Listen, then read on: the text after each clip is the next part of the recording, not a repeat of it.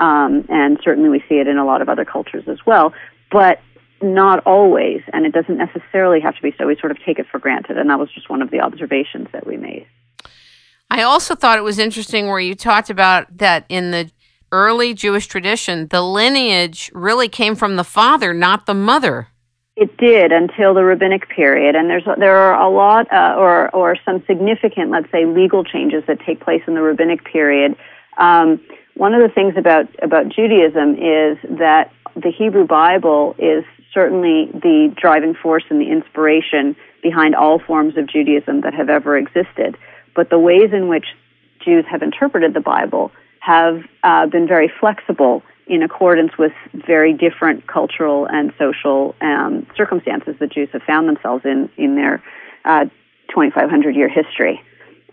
So within Judaism, there's a lot of debate and discussion rather than hard and fast dogma or doctrine. And the debate and discussion is always tied to the different ways in which you can interpret the Bible.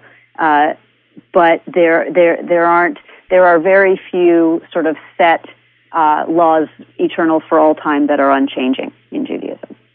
That was an interesting revelation. I always thought that the lineage was understood through the mother. It has been understood through the mother since the rabbinic period, but in the biblical period, it was always determined through the father, and that was part of the patriarchal ways in which the society functioned. Fascinating. Let's talk about the women of the Bible. Okay. You basically call ideologies mythologies or stories, correct? Well, etiologies are often contained within mythologies and stories, if you want to get technical. Okay. But they're not. They're often not the same thing.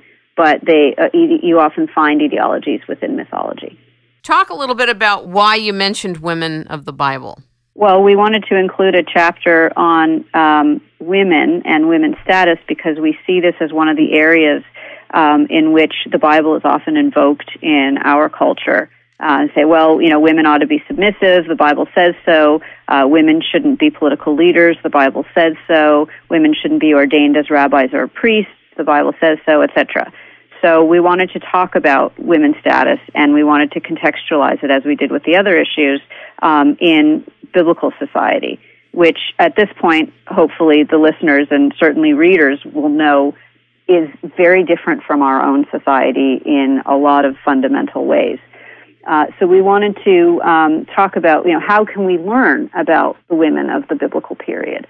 And there are laws that pertain to women, but there are also stories about women, and sometimes the stories can be very revealing. If we posit that the biblical authors are reflecting very much their own sort of social values and mores in their writings, which is what most literary critics sort of think when they're discussing an author and the way that he or she writes about something.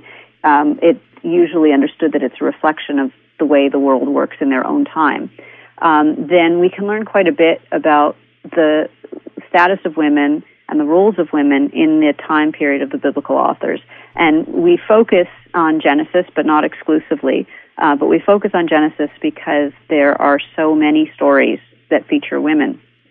And although all of these stories feature women in their roles as wives and mothers, the voice that's given to these women and the agency that is given to these women in the stories was very interesting to us and seemed to contradict a lot of the general assumptions that people have about women in biblical terms. That is, that they're passive, they're submissive.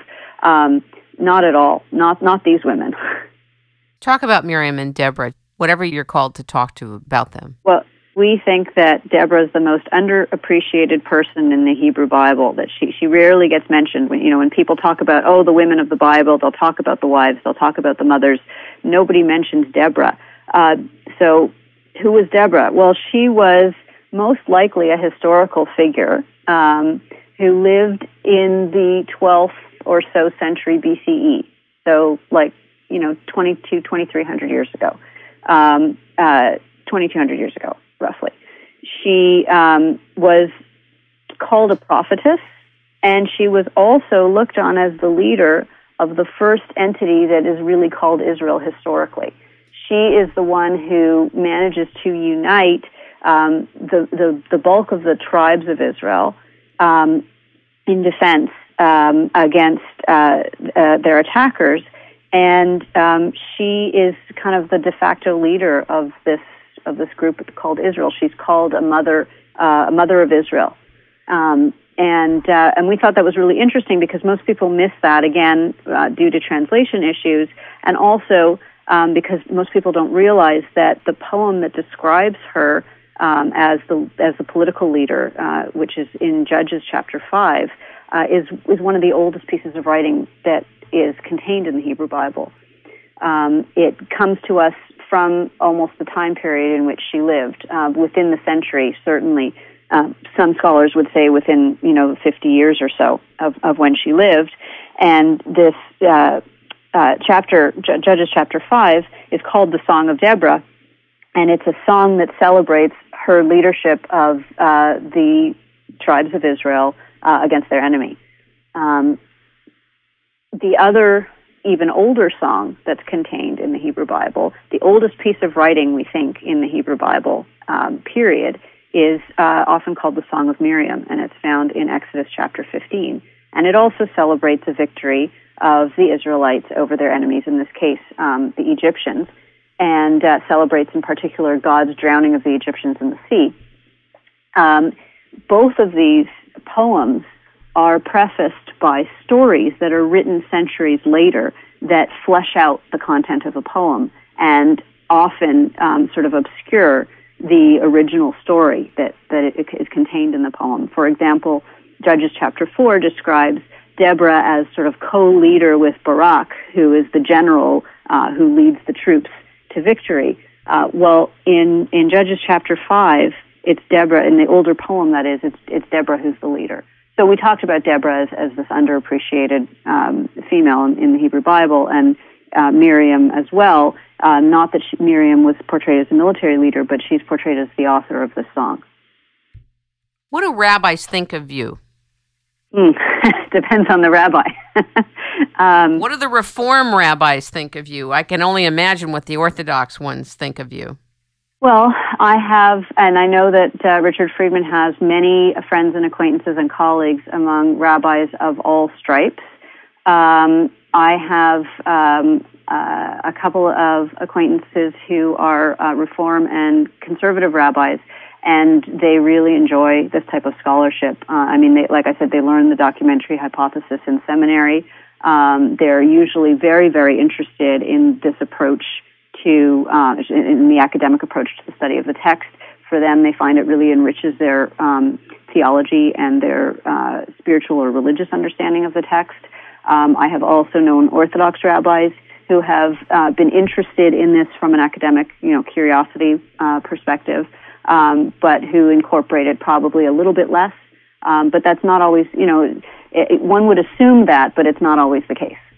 I was told when I was a little girl that some of the Orthodox rabbis daven and say the phrase, "Thank God I'm not a woman, thank God I'm not a woman, thank God I'm not a woman." Have you heard of that? Oh, yes, it's part of the Orthodox liturgy. And I asked about it as a little girl as well, and was told that the reason for it was the burdens and responsibilities that were placed on women were so much greater than the burdens and responsibilities that were placed on men. They were thankful that they didn't have those. Now, I don't know that I always bought that, and I don't know that everybody who says those words believes that, but that is definitely one interpretation. Do you think that the Garden of Eden, the story, created or is part of generating the subliminal rift or conflict between women and men? Oh, absolutely.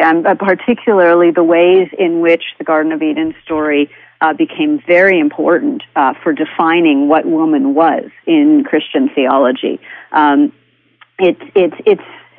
It makes an appearance in rabbinic Jewish theology, but not in any kind of defining way. In Christianity, very early on, among the church fathers, it becomes sort of the definition of woman as evil. and the woman as the agent through which the devil